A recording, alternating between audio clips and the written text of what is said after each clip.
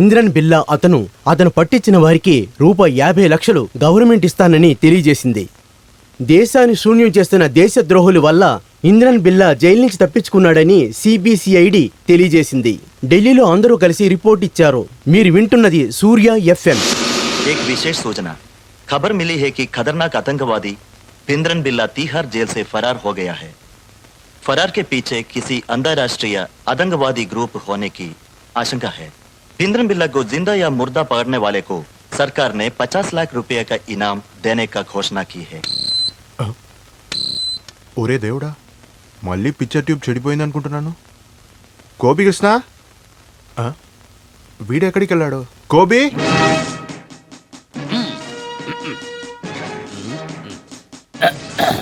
ముఖ్యమంత్రి దగ్గర మాట్లాడిన తర్వాత మిగతా అంతా చూసుకుందాం. ఈ ఇన్స్పెక్టర్ గోపికృష్ణ ఎవరు అనేది వాడు స్వయంగా తెలుసుకుంటాడు. రే గోపి, నా యూనిఫామ్ ని వేసుకోమని ఎవరు నీకు చెప్పిందిరా? ఈ ఒక్కసారి నన్ను క్షమించండి సార్.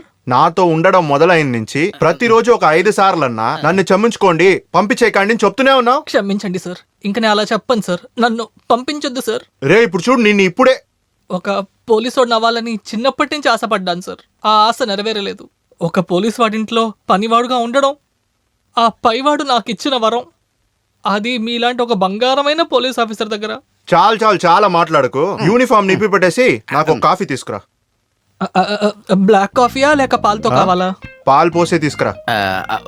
బ్రూ కాఫీయా ఫిల్టర్ కాఫీయా? బ్రూ కాఫీనే తీసుకురా. పాలు పోసా పాలు పౌడర్ వేసా? ఏముంది? రెండూ లేదు సార్. బ్లాక్ టీ వేసేయమంటారా సార్?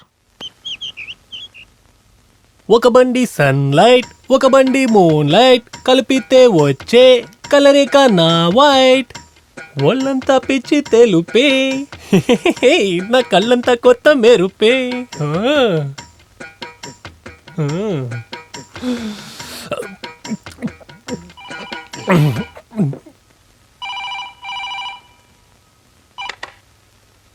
హలో,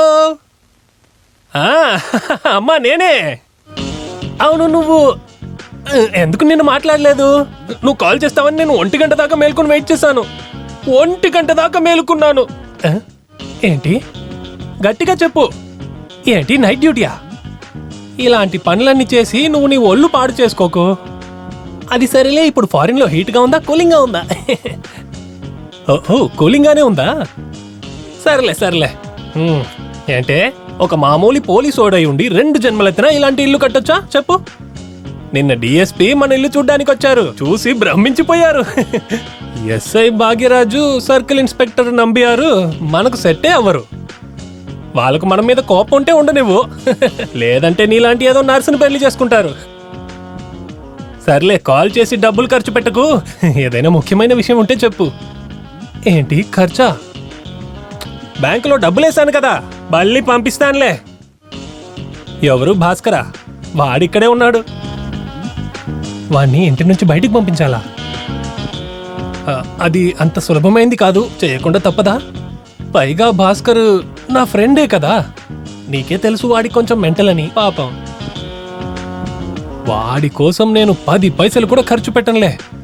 కిరాయి తీసుకోకుండా ఉండనిస్తున్నాను అంతే. అవును, దానికి బదులుగా వాడు వంట చేస్తున్నాడు, బట్టలు ఉతుకుతున్నాడు, ఇల్లు తోస్తున్నాడు. వాడే కదా అన్ని పనులు చేసేది. ఇప్పుడు కూడా ఇడ్లీ చేస్తున్నాడు. శంఖపుష్పం, కుంకుమ పువ్వు ఇవన్నీ నేను తీసుకుంటున్నానులే. నేనిప్పుడు చాలా తెల్లగైపోయాను, ఇంకా తెల్లగవుతాను. ఇలాగే వెళ్తే నేను ఫారినోనికి కూడా కాంపిటీషన్ ఇస్తానేమో. Okay darling. బంగారపు పుష్పం కాదు, ప్లాటినం పుష్పం తిన్నా కూడా నీ మొహంలో ఏం తేడా వస్తుందని నాకేం తెలియట్లేదురా. ఇప్పుడే నీ గురించి మాట్లాడాను. నిన్ను ఇక్కడి నుంచి పంపించేయాలంట. ఎక్కువ తక్కువ మాట్లాడావనుకో నిజంగా పంపించేస్తాను. పంపిస్తే వెళ్తాను. అది మాత్రమే కాకుండా ఆ భాగ్యనాథుడు SI హింస తట్టుకోలేకపోతున్నాను. చూసి చిరాకు వచ్చేసింది. ఛాన్స్ దొరికితే చాలా అడిగి నాతో చెడు కూడా ఆడుతున్నాడు. వాడికి నువ్వంటే ఇంత కోపం ఎందుకో? అది చెప్పాలంటే చాలా కథలున్నాయి. కాలేజీలో మేము ఒకటిగానే ఉన్నాము. కాలేజ్ చైర్మన్ దగ్గర వాడిని నేను చాలాసార్లు ఇరికిచ్చాను. తర్వాత వాళ్ళ మావయ్య కూతురికి నేను సైడ్ కొట్టాను. ఏంటి? తను కరెక్ట్ చేయాలని చూశాను రా. ఏదైనా లక్షతీవుకో అందమానుకో వెళ్తే పర్వాలేదు, వీడికి కిందంటే నా వల్ల కాదురా. వాడి మామయ్య కూతురు నిన్ను లవ్ చేసిందా? నేను లవ్ చేశాను. ఓ అంతే అంటావా? తను కూడా. దాన్నెవరు లవ్ చేశారు? అది మేము డిసైడ్ చేయలేదు. వాడికి కూడా తన మీద ఒక కన్నుంది. అలా అయితే ఈ కేసు అంత తొందరగా అయిపోదు భాస్కరా. తెలుసు.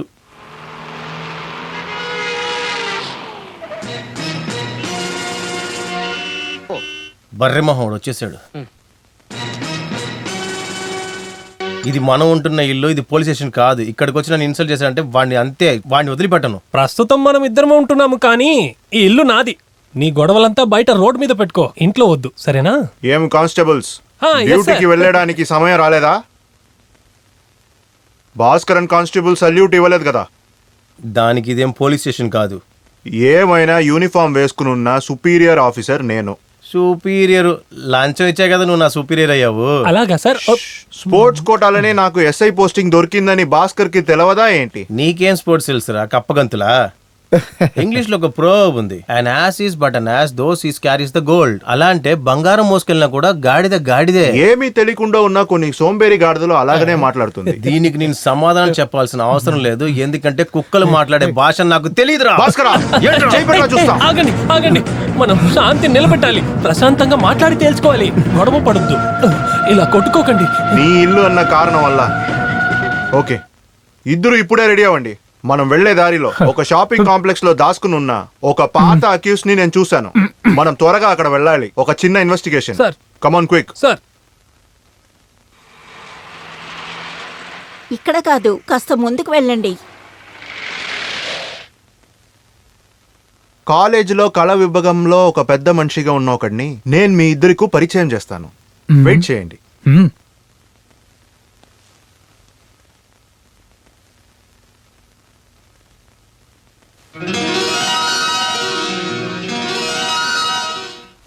ఏమైంది భాస్కరా? తను ఈ ఊరికి వచ్చేసింది. తర్వాత ఆర్ట్ డిపార్ట్మెంట్ కి చెందిన సెకండ్ ఇయర్ స్టూడెంట్ అంజు రాఘవన్ని గౌరవించడానికి ఆర్ట్ డిపార్ట్మెంట్ లో ఎంతో ఇంట్రెస్ట్ ఉన్న మన కాలేజ్ చైర్మన్ కేవి భాస్కర్ ని వెల్కమ్ చేస్తున్నాం. ప్రియమైన విద్యార్థులారా, ఈ యూనివర్సిటీలో జరిగిన పోటీలలో మన కళాశాలలో ఉత్తమ విద్యార్థి అవార్డుని గెలుచుకున్నది కుమారి అంజు రాఘవన్.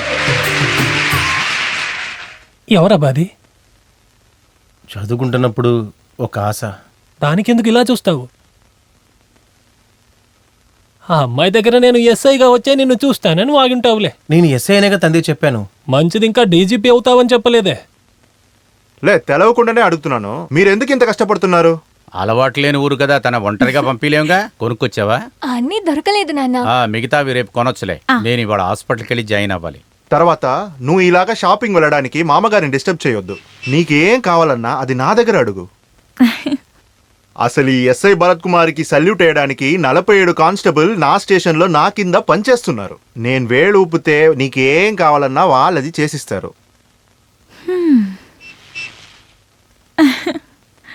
సరే, నీకు వేరేం బుక్ కావాలని చెప్పు. అది సిటీలో ఏ అంగడిలో ఉన్నా అది మధ్యాహ్నం లోపల మీ ఇంటికి వచ్చి చేరిపోతుంది. చాలా ఒబీడియంట్ అయిన కానిస్టేబుల్స్ ఇద్దరు నా జీప్ లో కాసుకుని ఉన్నారు. రండి, వాళ్ళనే పంపించి పెడతాను. మీరు కూడా వాళ్ళని గురించి తెలుసుకుంటే చాలా మంచిది. రండి. ఏ బుక్ కావాలన్నా అది ఈ కానిస్టేబుల్ దగ్గర చెప్పండి.